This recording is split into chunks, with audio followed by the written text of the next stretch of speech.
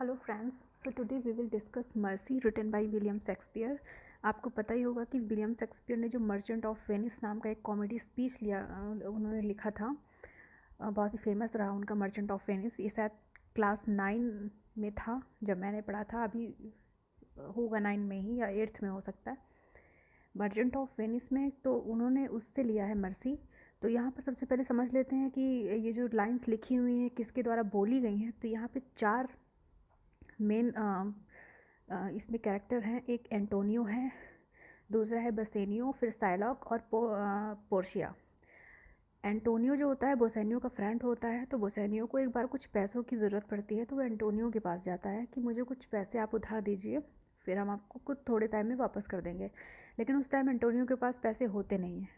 तो बोसेनियो उसे एक सलाह देता है कि ठीक है, आप किसी और से पैसे उधार ले लो और जब मेरे पास पैसे होंगे तो मैं सूद समेत वापस कर दूँगा। तो वहाँ पे उस टाइम पे साइलॉक नाम का एक मनी लेंडर था जो कुछ ब्याज लेकर लोगों को पैसे उधार दिया करता था। तो उसके पास एंटोनियो गया, उसने कहा कि मेरे फ्रेंड को पैसे की ज़रूरत है, आप दे दीजिए, जो भी आपका इंटरेस्ट रेट हो वो बता दीजिए। तो साइलॉक कहता है ठीक है, मैं देता तो हूँ पैसे, लेकिन एक शर्त है कि अगर तुम एक फ़िक्स टाइम पर पैसे ना दे पाए तो मैं तुम्हारी बॉडी से 1 पाउंड मीट जो है, मांस टुकड़ा, मैं उसको काट के निकाल लूँगा। तो क्योंकि मतलब उसने बोला था बोसेनियो ने कि नहीं मैं टाइम पे पैसे वापस कर दूंगा। तो एंटोनियो ने कहा ठीक है, अगर ऐसा ना हुआ तो आपकी जो इच्छा आप करिएगा। साइलॉक ने पैसे दे दिए। पैसे वापस करने की डेट भी ख़त्म हो गई। तो अब जो है एंटोनियो के पास पहुंचा साइलॉक उसकी बॉडी से 1 पाउंड मांस काटने के लिए। तो अब अपनी बॉडी से मांस कौन कटवाता है। तो एंटोनियो पहुंच गया कोर्ट। तो वहाँ पर एंटोनियो की वाइफ जो थी पोर्शिया, वो लॉयर थी, तो उसने अपने हस्बैंड का केस लिया। तो पोर्शिया ने वहाँ पे यही बात उठाई कि चलो जो भी डील आपके बीच में साइन हुई थी वो तो एक अलग की बात हो गई, और यहाँ पे एक चीज़ और आती है, अगर आप एक इंसान हैं तो आपके अंदर कुछ मानवता, कुछ दया, कुछ ऐसी चीज़ें होनी चाहिए जो आपको इंसान और जानवर के बीच का फ़र्क बताती हैं। तो यहीं पे पोर्शिया के द्वारा जो भी बातें बोली गई हैं वही हैं ये लाइंस जो मर्सी की बनी हैं। The quality of mercy is not strained. जो मर्सी की क्वालिटी होती है इंसान के अंदर, वो ज़बरदस्ती किसी के अंदर थोपी नहीं जा सकती है। स्ट्रेंड मतलब ज़बरदस्ती किसी पर थोपना, वो जन्मजात होती है। वो खुद को समझाने से, खुद को सुधारने से, खुद की एक थिंकिंग होती है इंसान की। It droppeth as the gentle rain from heaven. ये स्वर्ग से नरम बूंदों की तरह गिरती है, वो आपके अंदर भगवान भरते हैं। Upon the place beneath it is twice blessed. ये जो ब्लेस्ड होता है, मतलब यहाँ पे वरदान के रूप में कहा गया है कि एक वरदान है, ये एक दोहरा वरदान होता है। It blesseth him that gives and him that takes. ये उनको भी खुश करती है, उनको भी ब्लेस करती है जो लोग दूसरों पर दया दिखाते हैं, उन्हें माफ़ करते हैं, और जिसको ये मिलती है वो भी। TISS mightiest in the mightiest it becomes the throned monarch better than his Crohn. ये उस राजा से भी ज़्यादा बेटर है जो राजगद्दी पर बैठा हुआ है, उससे भी बेटर है। मानवता का गुण जो है वो सबसे बड़ा है, बताया गया है यहाँ पे। कहने का मतलब ये है। His sceptre shows the force of temporal power. Sceptre का मतलब होता है राजदंड, जो राजा के पास एक अधिकार होता है लोगों को दंड देने का।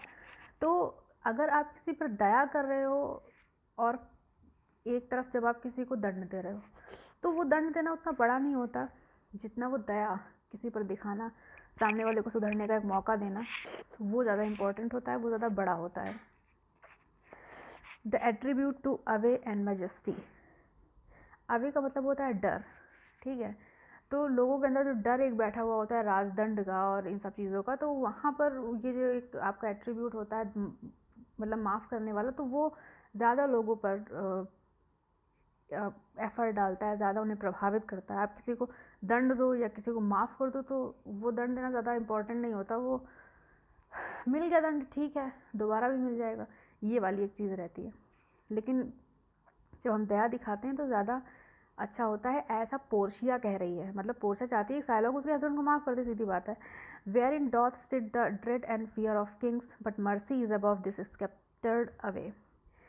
मतलब जो राजा होता है उसका जो डर होता है प्रजा के अंदर तो होता ही है कि हम कोई गलती करेंगे तो हमें सज़ा देंगे, लेकिन एक दयावान राजा होना उसकी ज़्यादा इज्जत होती है। और लोग फिर मतलब पोर्शिया के हिसाब से, अब आज के ज़माने में तो ऐसा है नहीं, आज तो आप किसी पर दया दिखाओगे तो फिर आप ही को पटक देगा उठा के। ये पोर्शिया की उस टाइम की बात है जो विलियम शेक्सपियर ने लिखा है, ठीक है। It is enthroned in the heart of kings. ये राजा के दिल में होती है जो दया होती है, बस उसे पहचानने की ज़रूरत होती है। हम लोग के अंदर भी होती है, उसे पहचानने की आवश्यकता है। It is an attribute to God himself. ये अगर कोई इंसान है दयावान है तो उसको भगवान के बराबर ही समझा मतलब जा सकता है, ऐसा पोर्शिया कह रही है। And earthly power doth them show likest God's when mercy seasons justice. जब आपके अंदर की जो दया है, जो मानवता है, जब वो न्याय करती है तो वो बिल्कुल भगवान के न्याय की तरह होती है। और उस टाइम आप बिल्कुल सही अच्छा डिसीज़न लेते हैं, सही डिसीज़न लेते हैं। ड्रेड का मतलब होता है खौफ। ये जो ऊपर लिखा था, dread and fear of Kings, खौफ रहता है लोगों के जो दिलों में, जो उनको पनिशमेंट का जो एक खौफ रहता है वो नहीं रहता फिर अगर कोई राजा दयावान है तो। और जो हमारी पब्लिक होती है, जो प्रजा होती है, वो खुद को ही सुधारने का और अच्छे से रहने का प्रयास करती है, ऐसा पोर्शिया कह रही है। तो पोर्शिया के कहने का मतलब ये है कि आपने जो पैसे ये वापस नहीं कर पाए हैं तो ठीक है, अब आप 1 पाउंड मांस लेने की जो बात कर रहे हो, ये मांस लेने से तो कुछ उसका फ़ायदा होगा नहीं। तो पोर्शिया के कहने का मतलब ये है कि आप उन्हें माफ़ी दीजिए।